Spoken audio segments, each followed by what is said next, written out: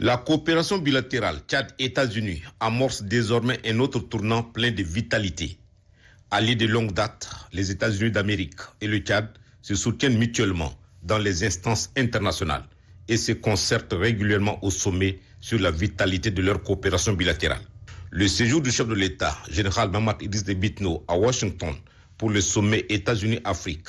est pour les autorités américaines une occasion propice pour passer en revue l'état de coopération agissante entre les deux pays. Si le Tchad est l'unique pays africain sous transition convié à ce sommet, c'est fondamentalement à cause des efforts des autorités de transition allant dans le sens du principe démocratique d'inclusion et de retour rapide à l'ordre constitutionnel. Par la voix de Victoria Jane Nuland, l'administration américaine a exprimé de vive voix au chef de l'État sa haute appréciation des efforts qu'il ne cesse de déployer pour un Tchad démocratique. Le chef de l'État, général Mahamat Idriss Déby Itno, qui voit en cela un devoir patriotique, est revenu sur les circonstances exceptionnelles qui ont obligé l'armée à prendre ses responsabilités en avril 2021. La situation a été très difficile, mais contre vents et marées, l'armée a tenu le pari de réunir les Tchadiens de toutes les sensibilités pour décider de la future marche de leur pays. La deuxième phase de transition, actée par le peuple tchadien souverain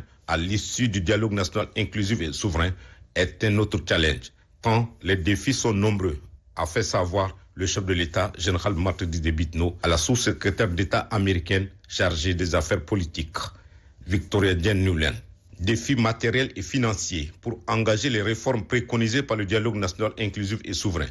et défis sécuritaires au regard des menaces toujours croissantes des groupes terroristes qui écument l'Afrique subsaharienne, dont le Tchad tient lieu de verrou. Pour toutes ces raisons, le Tchad a besoin de l'appui de ses partenaires techniques et financiers, dont les États-Unis d'Amérique, a plaidé le président de la République. Pour les autorités américaines, tous ces efforts méritent d'être soutenus, invitant la classe politique tchadienne à un sursaut patriotique pour la réussite de cette deuxième phase de transition et le retour à l'ordre constitutionnel.